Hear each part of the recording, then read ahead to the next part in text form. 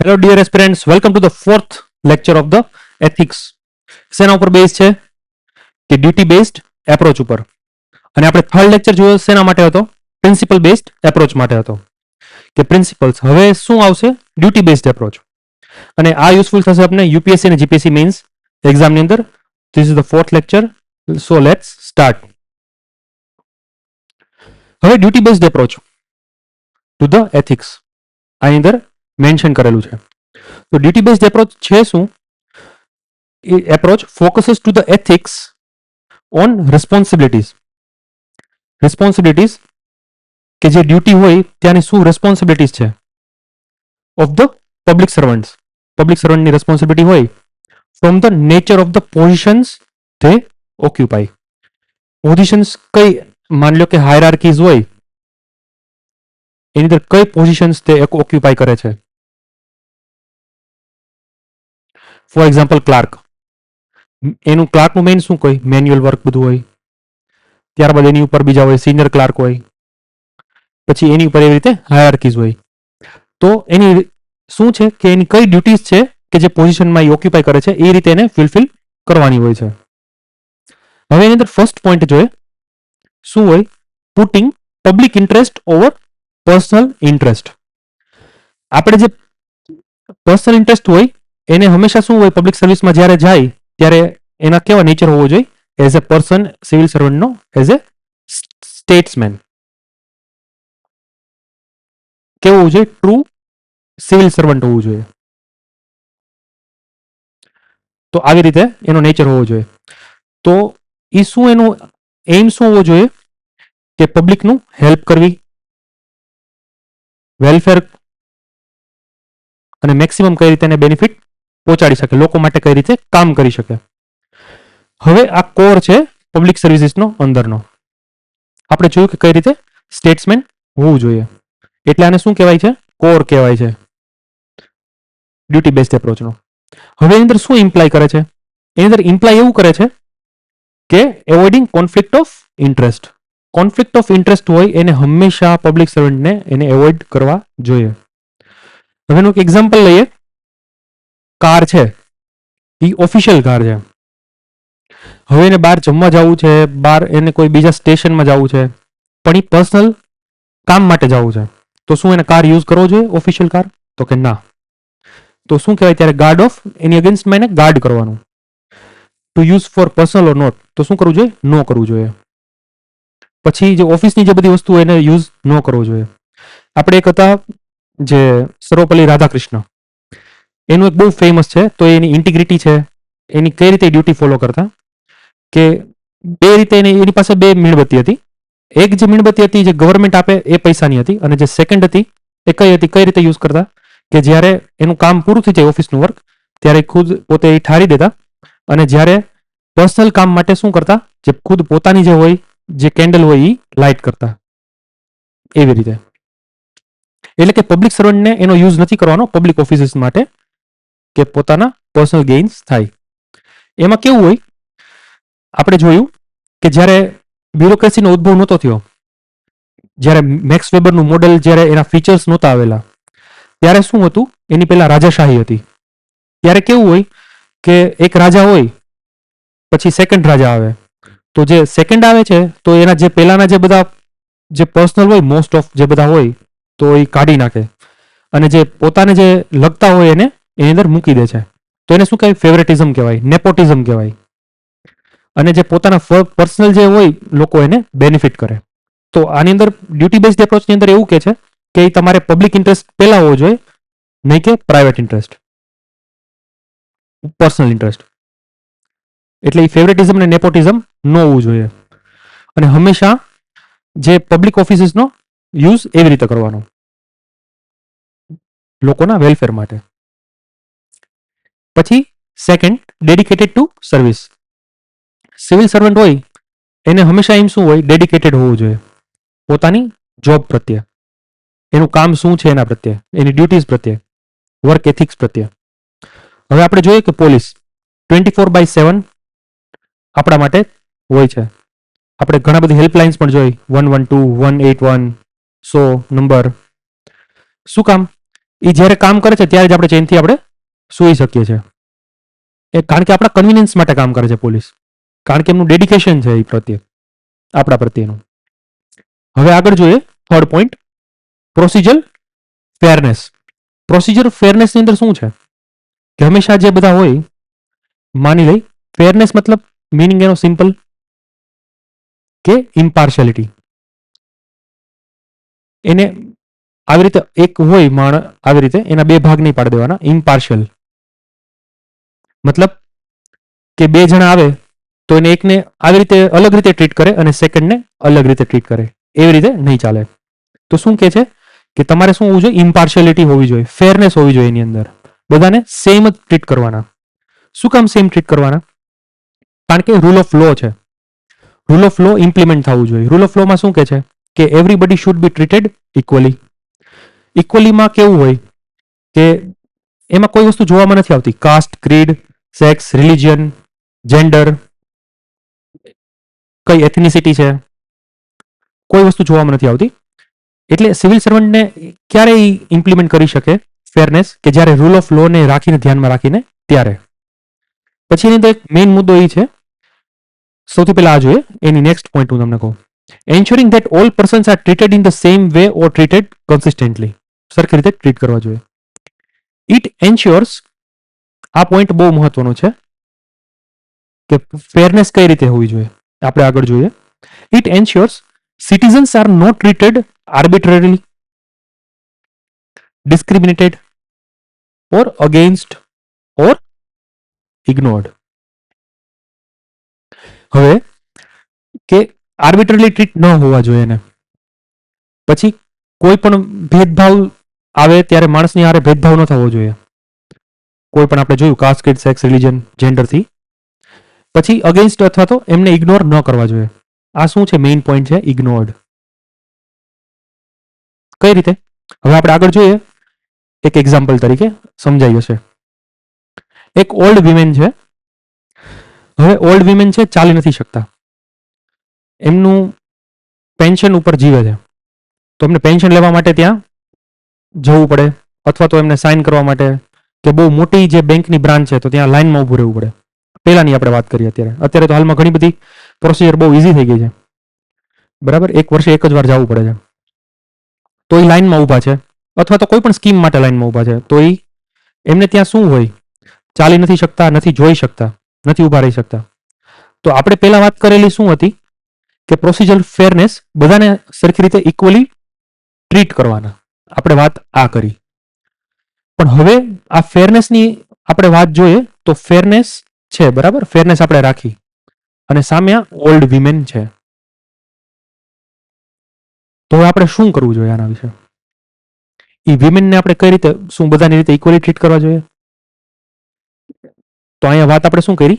ઇગ્નોર્ડ, કે એને ઇગ્નોર્ડ ન થવા જોઈએ. કારણ કે ડ્યુટી બેઝડ એપ્રોચની અંદર મેક્સ વેબરનું જે મોડેલ છે એની અંદર શું લખેલું છે કે આપણે લોકોને રૂલ ઓફ લો કરવાનું છે, રૂલ ઓફ લો ઇમ્પ્લિમેન્ટ કરવાનું છે. શેના માટે કામ કરી છે સિવિલ સર્વન્ટ? શેના માટે કામ કરે છે સ્ટેટ્સમેન? લોકોના વેલફેર માટે, બરાબર. તો હવે આ જે વિમેન છે એને ઇગ્નોર કરી દીધા અને એને પાછળ ને પાછળ એટલી લાઈનમાં ઊભા રાખ્યા, તો શું થાય? એ વેલફેર માટે આપણે શું કામ કરી છે? નહીં. તો સિવિલ સર્વન્ટ શેના માટે કામ કરે છે? જો ન કરે તો એવી રીતે, તો એ હંમેશા શું કહે છે? રેશનાલિટી ઉપર ડિપેન્ડન્ટ છે. અને એમાં રેશનાલિટીની અંદર શું હોય? એમનો મેઇન એમ શું થઈ જાય કે આપણે લોઝ, રૂલ્સ, પ્રોસિજર્સને ફોલો કરવા, તો વેલફેર ન થાય. એવી રીતે જ આપણે 1950s થી લઈ 1990s સુધી આ મોડેલમાં આપણે આ ડિસ્ક્રિમિનેશન જોવા મળ્યું હતું. ત્યારબાદ આપણે જોઈ છીએ કે 1990sમાં રિસર્ચ થાય છે. પછી અલગ અલગ જે કયા ગુડ ગવર્નન્સના જે બધા પોઈન્ટ્સ આવે છે એની અંદર ઇક્વિટી એની અંદર લખેલું હોય છે. એ આપણે આગળ જોશું પબ્લિક એડમિનિસ્ટ્રેશનના લેક્ચરની અંદર, પણ આવી રીતે જોવા મળે છે. તો ત્યારે ઓલ્ડ વિમેનને જ્યારે માણસ હોય પેન્શનની લાઈન અથવા તો કોઈ પણ બીજી વસ્તુમાં લેવા માટે, ત્યારે શું એક્સપેક્ટ કરે છે કે કોઈ એક માણસ હોય, મેનેજર હોય, જેની ઓથોરિટીમાં આવતું હોય, એ ઓથોરિટીના મેનેજર હોય, એમને ત્યાં જવું જોઈએ અને એ જે ઓલ્ડ વિમેન છે એને ફર્સ્ટ પ્રાયોરિટીમાં પહેલા લઈ લેવું જોઈએ. આ એક વિમેનનું બેંકનું હતું. ત્યારબાદ કોઈ પણ બીજા કોઈ કેમ્પ હોય ત્યાં પણ એવી રીતે થઈ શકે. એટલે આવી રીતે એથિક્સ કામ કરે છે. આ બધું વસ્તુ આપણે કેસ સ્ટડીઝમાં અને એસેમાં, ઇન્ટરવ્યુમાં બધી જગ્યાએ કામ લાગશે. So fourth point, fiduciary responsibility. હવે ફિડ્યુશરી એટલે શું છે? ફિડ્યુશરી મતલબ રિલેટેડ ટુ ધી ફાઇનાન્સીસ. હવે ફાઇનાન્સીસ શું વસ્તુ છે કે finance is the life blood of any organisation. બરાબર? તો ફાઇનાન્સીસ છે એ ગવર્મેન્ટના જે રૂપીસ છે એને કઈ રીતે સ્પેન્ડ કરવા, અથવા તો સિવિલ સર્વન્ટ પાસે આવે ત્યારે એને કઈ રીતે સ્પેન્ડ કરવા, એ વસ્તુની અંદર આની અંદર વાત કરે છે ડ્યુટીમાં. જ્યારે ખુદ પાસે આવે ત્યારે કઈ રીતે એનો યુઝ કરવાનો. સો એની અંદર કે છે making the best possible use of the resources, best possible use of the resources made available to them. They should spend frugally. બરાબર? કઈ રીતે એને કઈ રીતે સ્પેન્ડ કરવાના કે જેથી કરીને મેક્સિમમ લોકોને બેનિફિટ થાય, નહીં કે થોડાક સમાજના વર્ગને અથવા તો થોડાક જેવા જીઓગ્રાફિકલ એરિયાઝને. હવે એની અંદર આગળ જોઈએ best possible of use of resources ક્યારે થઈ શકે. બેસ્ટ પોસિબલ યુઝ કે જ્યારે એની અંદર 4 E's ને ફોલો કરવામાં આવે. 4 E's. બરાબર છે? 4 E's ની અંદર શું આવે છે? એની અંદર આવે છે ઇકોનોમી, એફિશિયન્સી, ઇફેક્ટિવનેસ અને ઇક્વિટી. આ 4 E's ને ફોલો કર્યા છે કે નહીં? અને જો ફોલો કર્યા હોય તો એનો અર્થ એવો થાય કે બેસ્ટ પોસિબલ યુઝ કર્યો છે રિસોર્સિસનો, ફાઇનાન્સીસનો. એની આગળ જોઈ તો ઇકોનોમી. તો ઇકોનોમીની અંદર શું કહે છે કે હકીકતમાં જે આ હતું કોસ્ટ એને શું ઘટાડીને કરવામાં આવ્યું છે આ પ્લાનિંગ. તો એ ફર્સ્ટ પોઈન્ટ. પછી એફિશિયન્સી, કેટલા સમયમાં કઈ રીતે મહત્તમ રીતે રિસોર્સનો યુઝ કરીને આ કામ કરવામાં આવ્યું છે. બરાબર? એની અંદર શું યુઝ થયો છે. પછી ઇફેક્ટિવનેસ, કેટલા સિટીઝન્સ અથવા તો બેનિફિશિયરીઝ એની અંદર કેટલા છે, કે મોસ્ટ બધા કવર થઈ ગયા છે, આપણે વાત કરી હતી. બરાબર? પણ હવે એની અંદર એક 1980 બાદ આપણે જોયું ઇક્વિટીની વાત કરી છે. હવે ઝાઝા લોકોને બેનિફિટ તો થયા છે, પણ શું જે નીચેના તબક્કાના જે છે SC, ST, women, OBC, childrens, એને શું બેનિફિટ મળ્યો છે? આનો ઇક્વિટી મળી છે આને આ રિસોર્સિસ યુઝ કર્યા ત્યારે. તો એ આની અંદર કે છે they should seek to be effective and to achieve greatest accomplishments with the best use of resources available. હવે શું કામ આ બધી વસ્તુની વાત કરી છે? કારણ કે પબ્લિકના મની છે. પહેલી વાત, પબ્લિકના મની હોય તો એ ટેક્સમાંથી આવેલા હોય, તો એ વેસ્ટ જવા જોઈએ નહીં, અને અનનેસેસરી લક્ઝરીઝ ઉપર એનો પ્રયોગ ન થવો જોઈએ. માન લો કે ટેક્સ મની હોય અને મીટિંગ્સ હોય તો એ 5 સ્ટાર સિવાય 7 સ્ટાર સિવાય ન ચાલતી હોય, તાજમાં જ બેસતા હોય, જહાજો બધો ખર્ચો કરતા હોય જમવામાં, જે બિનજરૂરી છે, અનનેસેસરી લક્ઝરી છે. કે અથવા તો ઘણી વખત આપણે એવું જોયું હોય કે સીએમ્સ ને એ બધા હોય તો એમને ખુદને ન જોતી એવી કાર્સ, ન જોતી એવી લક્ઝરી બસીસ, કે નો લક્ઝરીઝ બધી વસ્તુનો ઉપયોગ એ રીતે સ્પેન્ડ ન કરવો જોઈએ, કારણ કે પબ્લિકના મની છે, ટેક્સમાંથી આવેલા મની છે. પછી ફિફ્થ આપણે આગળ જોઈએ મેક્સિમમ ઓફ લીગાલિટી એન્ડ રેશનાલિટી, જે મેક્સ વેબરના આપણે મોડેલમાં આપણે જોયું છીએ. લીગાલિટીની અંદર શું વાત કરે છે કે મેક્સિમમ રીતે આપણે હંમેશા એક આપણે એવું નથી કે લોઝ રૂલ્સ અને રેગ્યુલેશન આપણે આગળ જોયું કે જે ઓલ્ડ લેડી હતી આપણે એને કઈ રીતે આગળ લઈ આવ્યા, પણ મોસ્ટ ઓફ ટાઈમ આપણે શું છે આપણા ગોલ્સ લોઝ, રૂલ્સ, રેગ્યુલેશન અને પ્રોસિજર જ ફોલો કરવાના ન હોય, વેલફેર કરવાના પણ હોય. એટલે સિમ્પલ રીતે આપણે જોઈએ તો લીગાલિટીની અંદર કે લોઝ છે, આપણે રૂલ્સ હોય અને પ્રોસિજર્સ હોય એ નોર્મલી તો ફોલો કરવાના જ છે, પણ સામે જ્યારે વેલફેરની વાત આવે કે જ્યારે એવી વસ્તુની વાત આવે ત્યારે એમાં થોડા ટ્વિક થઈ શકે છે કે શું છે એનો, કારણ કે આપણો ગોલ આને ઇમ્પ્લિમેન્ટ કરવાનો નથી, આપણો ગોલ છે વેલફેરનો. બરાબર? ત્યારબાદ આવે રેશનાલિટી. રેશનાલિટી પણ મેન્ટેન કરવી જોઈએ. પછી 6th પોઈન્ટ આપણે એની અંદર જોઈએ તો મેક્સિમમ ઓફ રિસ્પોન્સિબિલિટી અને એકાઉન્ટેબિલિટીનો હોવું જોઈએ. એક સિવિલ સર્વન્ટ હોય એ રિસ્પોન્સિબલ હોવો જોઈએ અને એકાઉન્ટેબલ હોવો જોઈએ. હવે રિસ્પોન્સિબિલિટી અને એકાઉન્ટેબિલિટીમાં શું ફેર છે? રિસ્પોન્સિબિલિટી કેવી છે? એ પર્સનલ વસ્તુ છે. રિસ્પોન્સિબિલિટી પર્સનલ વસ્તુ છે, સાથે સાથે મોરલ વસ્તુ છે. હવે જ્યારે એકાઉન્ટેબિલિટી છે એ શું છે? એકાઉન્ટેબિલિટી છે એ લીગલી છે, અને માણસ કોઈ પણ હોય એને આપણે એમ કહી તમને એકાઉન્ટેબલ તમને ઠેરાઈ શકીએ, એને કહેવાય એકાઉન્ટેબિલિટી. એટલે રિસ્પોન્સિબિલિટીમાં કેવી વસ્તુ હોય કે એ લેવાની હોય કે હા મારાથી આ કાર્ય ન થયું તો હું આઈ am responsible for that act, અથવા તો એ આવું થઈ ગયું એના માટે રિસ્પોન્સિબલ મોરલી.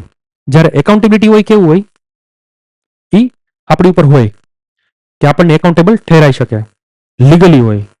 એટલે આટલો ફેર છે.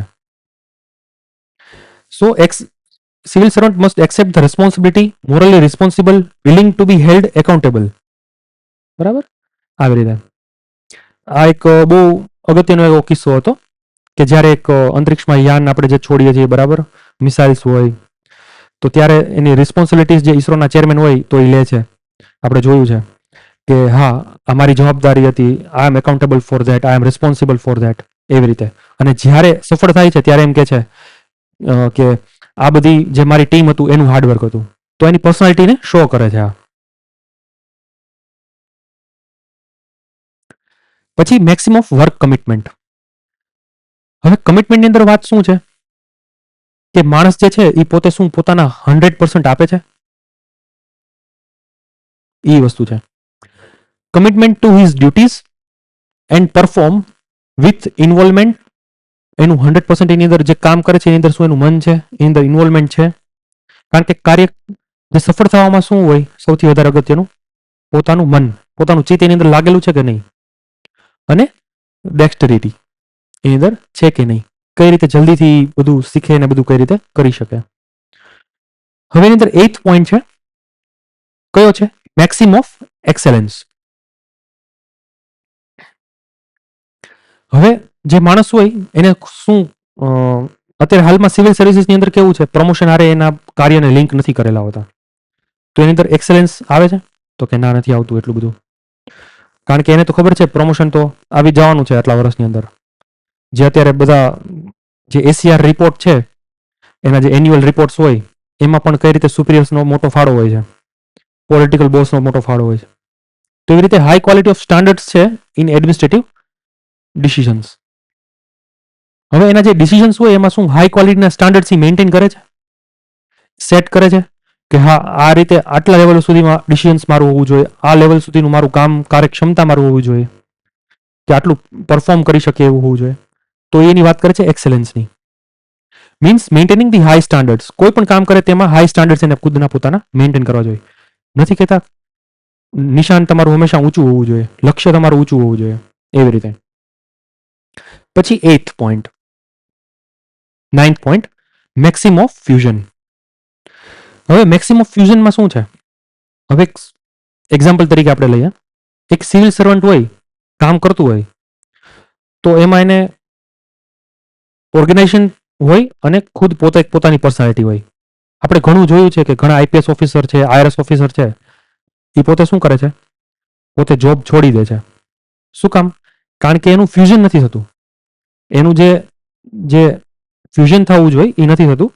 એના ગોલ્સ જે છે પોતાના ખુદના ઇન્ડિવિજ્યુઅલના, એ નથી થતા મેચ ઓર્ગેનાઇઝેશન સાથે.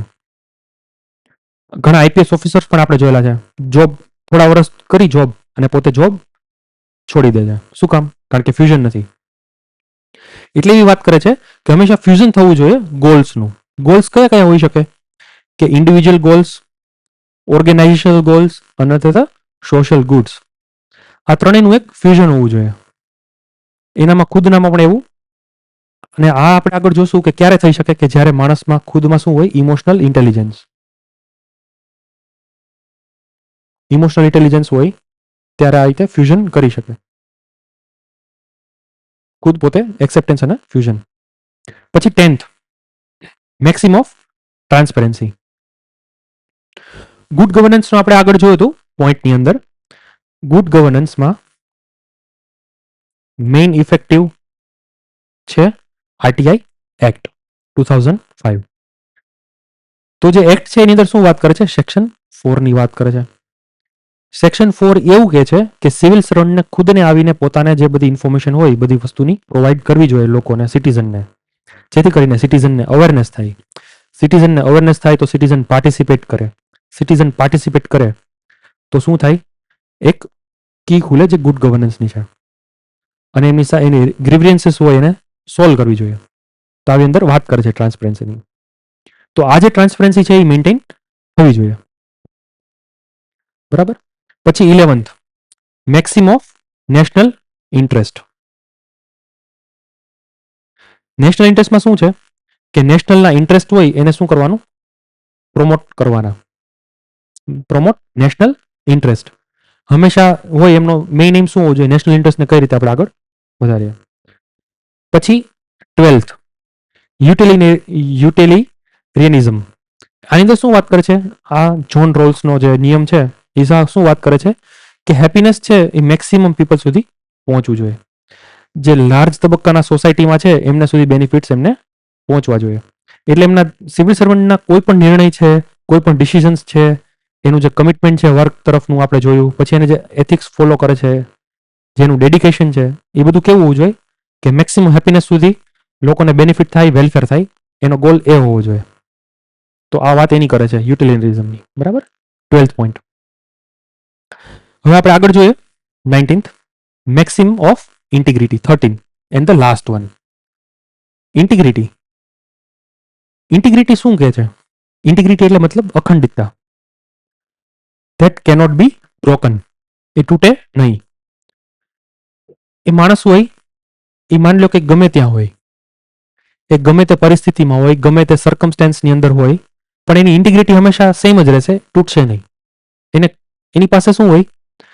કરેજ હશે, ફર્મ સ્ટેન્ડ કરવાનું, હિંમત હશે નિર્ણય લેવાનો, કે એ બેન્ડ નહીં થાય, તૂટે નહીં. અને એ માણસ જે હોય એ શું ફોલો કરે? હંમેશા પોતાના વર્ચ્યુસ, પોતાના ગુણને ફોલો કરશે. પોતાની જે ડ્યુટીઝ હોય વર્ક એથિક્સને એને ફોલો કરશે. બરાબર.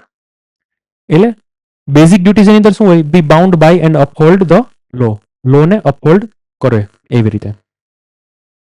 પછી એની અંદર આગળ વાત કરે છે કે સપોર્ટ ડેમોક્રેટિક પ્રોસેસ. જે ડેમોક્રેટિક જે બધી પ્રોસેસ છે એને સપોર્ટ કરે ઇન્ટિગ્રિટીની અંદર. શું કે ડિસેન્ટ્રલાઇઝેશન હોવું જોઈએ, લોકોનું પાર્ટિસિપેશન હોવું જોઈએ, ટ્રાન્સપેરન્સી હોવી જોઈએ. આ બધી વસ્તુ એની અંદર વાત કરે છે. પછી લાસ્ટમાં થર્ડ જોઈએ, be responsive to the policy goals of the political superiors. Responsive અને રિએક્ટિવનેસમાં બેમાં ફેર છે. Reactiveness versus responsiveness. બરાબર. તો રિએક્ટિવનેસની અંદર શું વાત કરે છે? કોઈ પણ માણસ કંઈ કામ થાય એટલે સીધું રિએક્ટ કરે. ઓહ, આ રીતે કઈ રીતે થઈ ગયું, એને કહેવાય રિએક્ટિવનેસ. અને રિસ્પોન્સિવનેસ, રિસ્પોન્સિવનેસની અંદર શું હોય છે? જે રિસ્પોન્સ તમને મળે એની અંદર શું હોય? એની અંદર શું હોય? ઇમોશન્સ હોય, ઇન્વોલ્વ હોય. બરાબર. તો એની અંદર આ હોય. બરાબર. પોલિટિકલ જે સુપિરિયર્સ હોય એના જે ગોલ્સ હોય એની અંદર તમારું રિસ્પોન્સિવનેસ છે કે નથી. શું કામ આવી વાત કરી છે આપણે? કારણ કે આપણે એક એક્ઝામ્પલ જોઈએ ઇન્ડિયા અને ચાઇનાનું. હવે ચાઇનાની અંદર કેવું છે? એની બ્યુરોક્રેસી એ કમિટેડ બ્યુરોક્રેસી છે. હવે એ પોલિટિકલ પાર્ટીઝને કમિટેડ હોય. પોલિટિકલ પાર્ટીઝ કોઈ પણ ઉપર જાતનો નિર્ણય લે એટલે સીધું બ્યુરોક્રેસી શું કરે? સિવિલ સર્વન્ટ શું કરે? એ સીધું એ પોતાને ફોલો કરી દે. એ બધી વસ્તુ ફોલો થઈ જાય. માની લો કે એક રોડ છે, એક સોસાયટીની વચમાંથી કાઢવાનો છે, તો એ સીધું બ્યુરોક્રેસી ફોલો કરી દેશે. હવે જ્યારે ઇન્ડિયામાં શું છે? ઇન્ડિયામાં આપણે બ્યુરોક્રેસી લીધી, બરાબર. તો એ પહેલા કેવું હતું? એનો 1950 થી લઈ 1990 સુધી આપણે શું વાત કરતા હતા? કે જે બ્યુરોક્રેટિક એટીટ્યુડ્સ હતા એના. હવે એને આપણે કઈ રીતે લઈ જવાના છે? ક્યાં લઈ જવાના છે? ડેમોક્રેટિક તરફ લઈ જવાના છે, ડેમોક્રેસી તરફ લઈ જવાના છે, જેમાં લોકોનું પાર્ટિસિપેશન હોય, ટ્રાન્સપરન્સી હોય, સેન્ટ્રલાઇઝેશન ઓફ પાવર ન હોય, ડિસેન્ટ્રલાઇઝેશન હોય, ઇક્વિટી હોય, લોકોના વેલફેર માટે કામ કરતું હોય, એમના ગોલ્સ હોય, એ માટે આપણે તરફ લઈ જવાનું છે. પણ આપણી બ્યુરોક્રેસી છે એ હાલમાં અત્યારે કેવું છે કે એ ડેમોક્રેટિક છે. એટલે એ બ્યુરોક્રેસી કોને રિસ્પોન્સિબલ હોય? પોલિટિકલ સુપિરિયર્સને. અને પોલિટિકલ્સ જે હોય લીડર્સ એ કોને રેસ્પોન્સિબલ હોય? લોકોને. એટલે આખું એક ચેઇન આખું એક એવી રીતે બને છે, જેથી કરીને જે નિર્ણય લેવા જે ક્ષમતા, જે તાકાત છે ઇમ્પ્લિમેન્ટ કરવાની છે, એ બહુ ઓછી થઈ જાય છે. તો એવી રીતે શું છે, ઇન્ડિયાની અંદર ડેમોક્રેટિક બ્યુરોક્રેસી છે. તો એમને શું કરવું જોઈએ કે એક એવી કહેવત છે કે બે વાત એની અંદર વાત છે કે આ બધી વસ્તુ ક્યારે સફળ થાય કે જ્યારે બ્યુરોક્રેસી બધી વસ્તુમાં હા પાડી દે અને પોલિટિકલ લીડર્સ જ્યારે બધી વસ્તુમાં હા ન પાડે. સમજાય શું કહું? બ્યુરોક્રેસી બધી વસ્તુમાં હા નથી પાડતી. જ્યારે પોલિટિકલ જે સુપિરિયર્સ હોય, પોલિટિકલ લીડર્સ હોય, એ બધી વસ્તુમાં ના નથી પાડતા. આ બે વસ્તુ સોલ્યુશન થઈ જાય તો આ ઇમ્પ્લિમેન્ટેશન થઈ શકે. તો આ એની અંદર વાત હતી. આખો જે લેક્ચર હતો જે ડ્યુટી બેઝડ એપ્રોચનો હતો. આઈ હોપ કે તમને આ ખૂબ સારી રીતે તમને બધું સમજવામાં મળ્યું. અને નેક્સ્ટ બીજા લેક્ચર્સ માટે તમે ચેનલને લાઇક, શેર અને સબસ્ક્રાઇબ કરો, જેથી કરીને તમને સારી રીતે તમને આ બધી વસ્તુ કન્ટેન્ટ પહોંચાડી શકીએ. Thank you for your support.